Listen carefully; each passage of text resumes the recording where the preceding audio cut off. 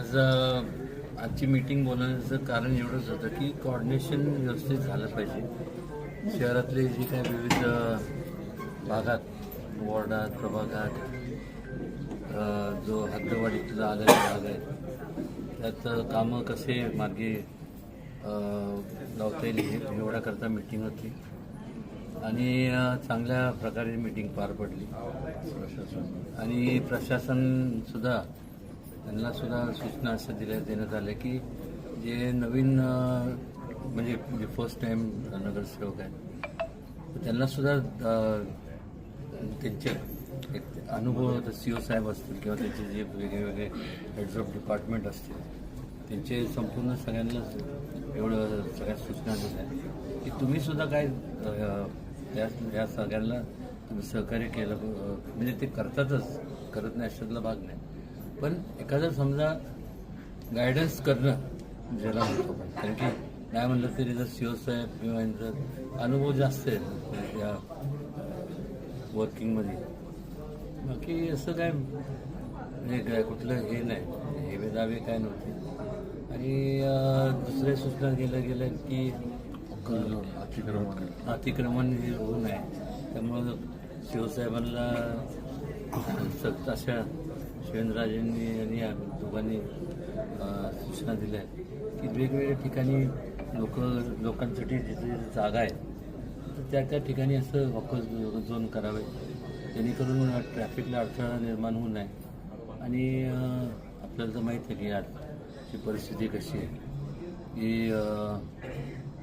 इतर हे संपूर्ण युद्धाच्यामुळे तर अगोदरच सगळ्या महागाई तर वाढलेली असते आणि त्याचबरोबर आज प्रत्येकाचे विवंचन असतं, मनातली विवंचन असते की आपल्या कुटुंबाचं कसं उपजीविकेचं कसं व्यवस्थित मार्गी लावं. आणि त्याकरता ही मीटिंग घेतली होती.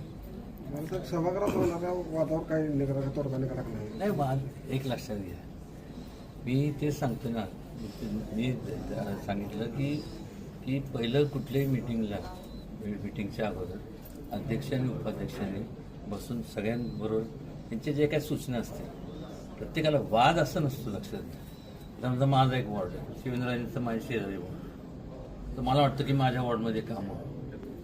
पण हेच जर अगोदर बसून ठरलं आणि सांगितलं की समान संपूर्ण वॉर्डमध्ये वाद असायचं कारण काय मला सांगा. की प्रत्येकाला असं म्हणजे स्वाभाविक आहे वाटणं की ज्या लोकांनी आपल्याला निवडून दिलं, ज्यांनी आपल्याला मतदान केलं, तर त्यांच्या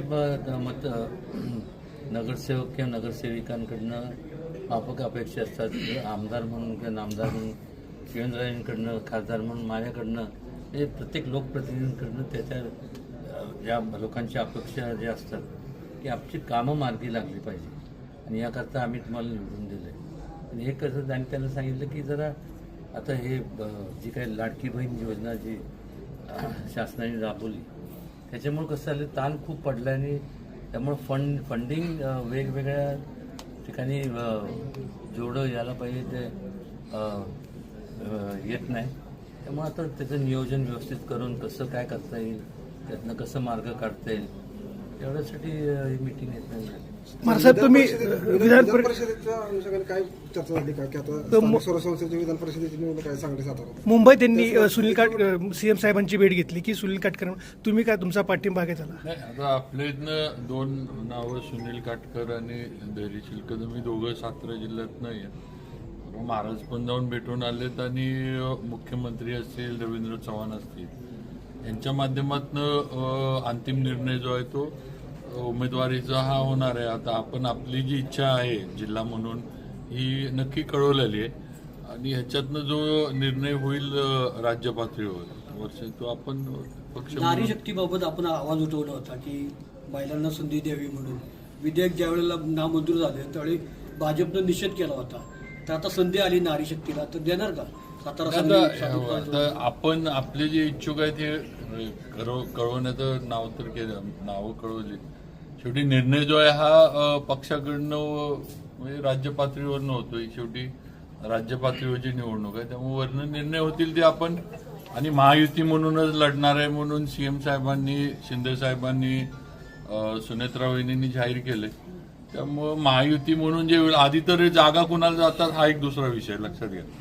सातारा पुणा, सातारा सांगली पुणा वगैरे हे पुण्याला जातात ह्या वाटपामध्ये. तो एक विषय आणि त्याच्यानंतर उमेदवारी. पुढच्या मिटिंगला सगळ्या नगरसेवकांना आठवण करून द्यावी लागेल का की आपण भाजपचेच आहोत असं काही? नाही ते तुझ्याकडे जबाबदारी आहे. तुम्हा दोघांना एकत्र आणून म्हणजे आता तुम्ही एकत्र सत्कार घेतला असं आम्हाला म्हणायचं. बातमीचं हेडलाईन काय करायची? सत्कार नाही, मार्गदर्शन. नाही अधिकाऱ्यांना काय सूचना दिल्या तुम्ही? अधिकाऱ्यांना महाराज म्हणली त्यांना किंवा नवीन नगरसेवकांची कामं नीट म्हणजे प्रायोरिटीने झाली पाहिजे. त्यांचं जरा एवढं की आम्हाला खेळवलं जातं.